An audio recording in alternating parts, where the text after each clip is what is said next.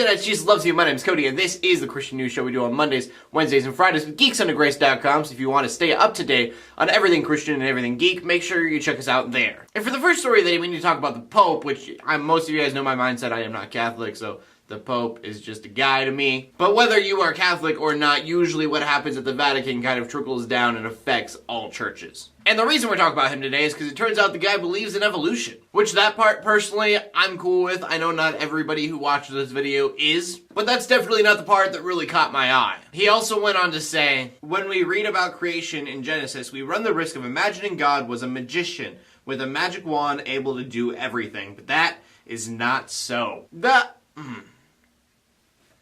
I don't know if people know this, but God being omnipotent is like everywhere in the Bible. Though I do want to say, even though I think the way he worded things is completely incorrect, I might kind of know where he's coming from, because maybe he's just saying that, God works within our laws, but that's not always the case either. It's just that I really like this Pope, and so I hope he's not saying that God is not all-powerful, because then there's a problem. For me, at least. And I know for other people, this is just the straw that breaks the camel's back, him saying that he does not believe in a 6,000-year-old Earth in the first place. Moving on, we need to talk about Christian Bale. As many of you know, he's going to be in the Exodus movie. And I don't know why he would say anything to, stop people from wanting to watch this movie, but he found a way to do so, claiming that Moses was probably a schizophrenic, and he is the most barbaric man that Christian Bale has ever read about.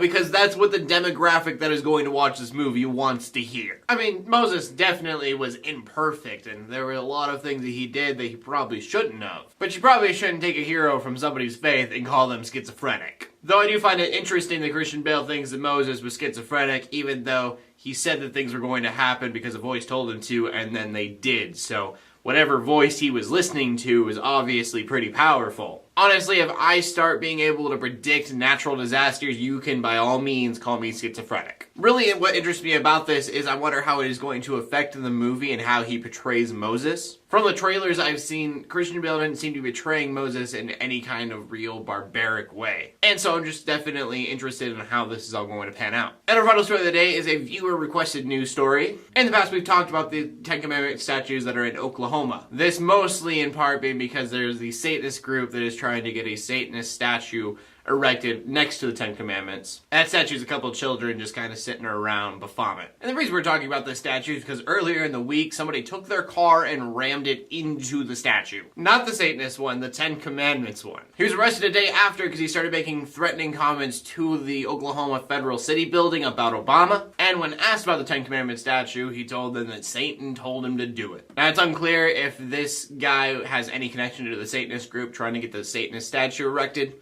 I don't think that that's probably the case. Satanists are doing this weird thing anymore where they're trying to appeal to people, so ruining statues probably not in their MO. Just sounds like the guy had a really bad day and made a bunch of really stupid decisions. And then he blamed it all on Satan, which really isn't that the Christian thing to do. That was a joke and not my theological philosophy. You do bad things. Own up. For that, we go into the question of the day, and I think the question of the day should go back to the Pope. How do you feel about the Pope anymore? Do you still really like him, or do you not like him? He's going too far. I want to know what you guys have to say. What would make you not like the Pope if you still do, or vice versa? If you don't like the Pope, what would make you like the Pope again? Please leave a comment in the comment section below with your answer. I really want to know what you guys have to say on this. I'm very interested, so make sure you do that. Make sure you check out GeeksUnderGrace.com. My name's Cody, Armour, bringing Christian news in a not-so-boring kind of way. Every Monday, Wednesday, and Friday. In closing, let the haters hate, let the critics write, and to everybody subscribe. Like and subscribe. I can say that with enunciation. God bless.